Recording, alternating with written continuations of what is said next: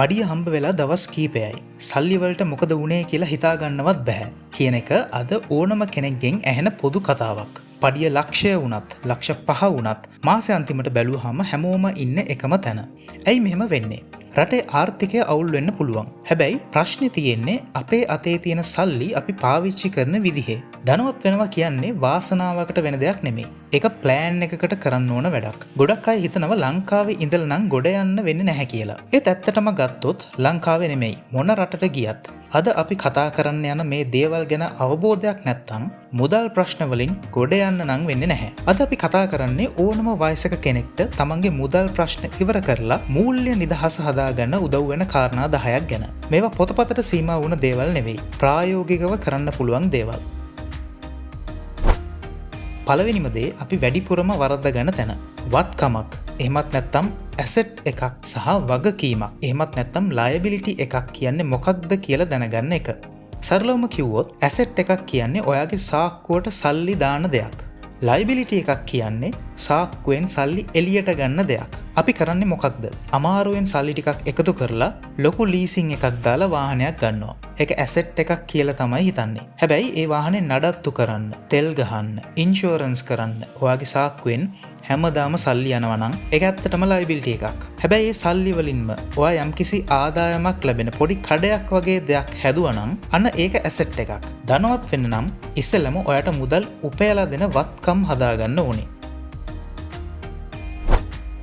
අපි හැමෝම වියදම් කරන්න හරි දක්ෂයි. හැබැයි ඕනම වියදමක් කරන්න කලින් opportunity cost එක ගැන හිතන්න ඕනේ. මොකද්ද මේ opportunity cost එක කියන්නේ? සිංහලෙන් කියන්නේ ආවස්තික පිරිවැය.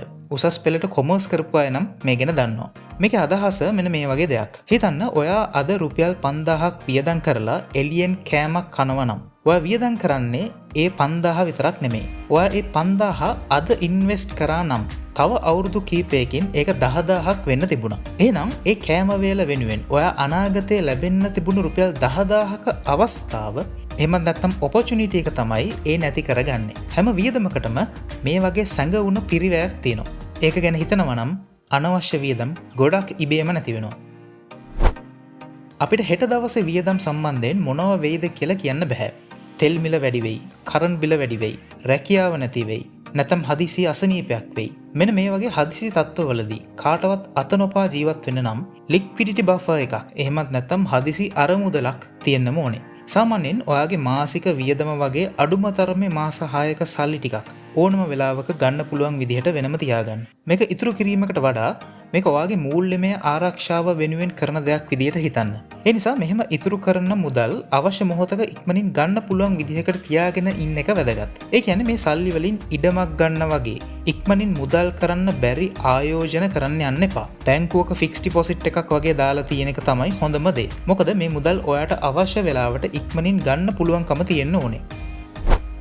ඔයා දන්නවද ඔයාගේ සල්ලි බැංකුවක සාමාන්‍ය ඉතිරි කිරීමේ ගිණුමක තිබුණොත් ඔයා නොදැනුවත්වම දුප්පත් වෙනවා. ඒකට හේතුව වෙන්නේ උද්දමනය. රටේ බඩු මිල 10%කින් වැඩි වෙද්දී බැංකුවෙන් ඔයාට දෙන්නේ 3%ක පොලියක් නම් ඔයාගේ සල්ලි වල අගය ඇත්තටම ගත්තොත් අවුරුද්දකට 7%කින් අඩු වෙනවා. ඒ කියන්නේ සල්ලි තිබුණත් ගන්න පුළුවන් බඩු ප්‍රමාණය අඩු වෙනවා. ඒ නිසා කවදාවත් සල්ලි නිකන් තියාගන්න එපා. අඩුම තරමේ උද්දමනයට වඩා වැඩි පොලි ප්‍රතිශතයක් ලැබෙන ආරක්ෂිත ආයෝජනයකට සල්ලි යොමු කරන්න. භාණ්ඩාගාර බිල්පත් සහ බැඳුම් කර බැංකුවක ෆික්ස් ඩිපොසිට් වගේ ආයෝජන ඔයාට කරන්න පුළුවන් ආරක්ෂිත ආයෝජන කීපයක්. අපි සාමාන්‍යයෙන් ණය කිව්වහම බයයි. හැබැයි ණය කියන්නේ දියුණු වෙන්න පාවිච්චි කරන්න පුළුවන් මෙවලමක්. නමුත් නරක ණය සහ හොඳ ණය අඳුරගන්න ඕනේ. ක්‍රෙඩිට් කාඩ් එකකින් ඇඳුම් ගන්න එක, ට්‍රිප් යන එක මේවා නරක ණය. මොකද ඒකෙන් ඔයාට ආදායමක් එන්නේ නැහැ. පොලිය විතරක් ගෙවන්න වෙනවා. හැබැයි ඔයා ණයක් අරගෙන ඒකෙන් ඔයාගේ බිස්නස් එකක් කරනවා නම් එහෙමත් නැත්නම් සෝලාර් සිස්ටම් එකක් දාලා කරන්ට් බිල ඉතුරු කරගන්නවා නම් ඒක හොඳ ණයක්. මතක තියාගන්න ණය ගන්න ඕන වත්කම් හදාගන්න මිසක් සැප ගන්න නෙමෙයි.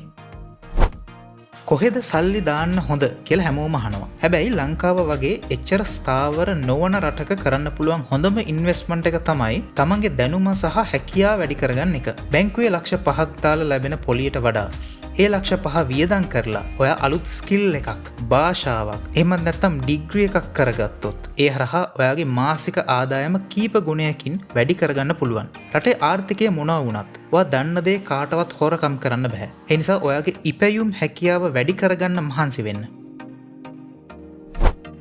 දැන් කාලේ සෝෂල් මීඩියා වල හැම තැනම තියෙන ලේසියෙන් සල්ලි හොයන හැටි.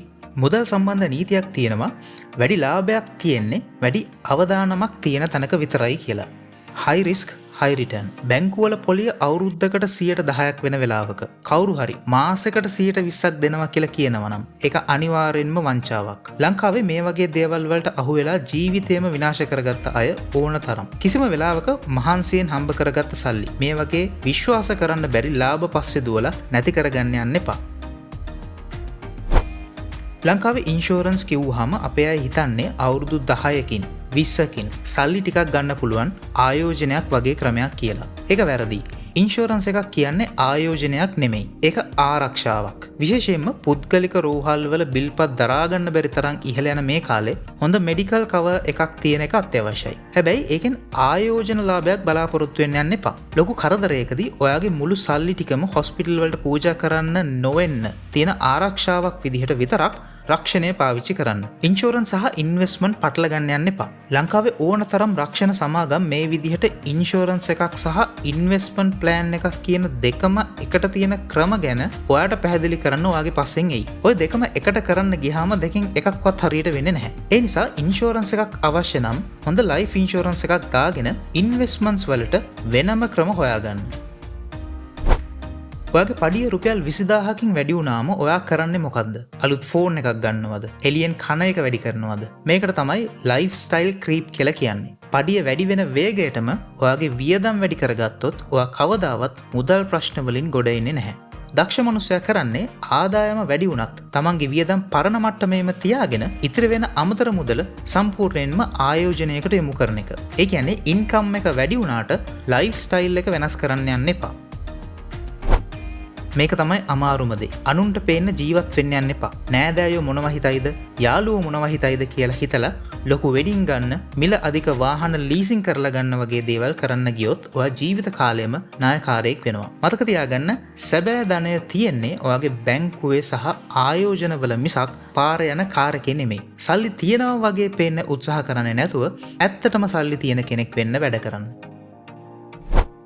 අද අපි කතා කරපු මේ කාරණා 10ම එකපාර කරන්න අමාරු වෙයි. හැබැයි අද ඉඳන් එකක් හරි පටන් ගන්න. මූලිකමය නිදහස කියන්නේ කාටවත් නිකන් ඉඳලා ලැබෙන දෙයක් නෙමෙයි. ඒක ඔයාම හදාගන්න ඕන දෙයක්. ලොකුම අභියෝගය තමයි තමන්ගේ හිත පාලනය කරගන්න එක. මේ වීඩියෝ එකේ ඔයාට වැදගත්ම වුණේ මොන කාරණේද කියලා පල්ලෙහෙන් කමෙන්ට් කරන්න. තවත් කෙනෙක්ට මේ දේවල් ඉගෙන ගන්න මේ වීඩියෝ එක ෂෙයා කරන්න. සුබ දවසක්.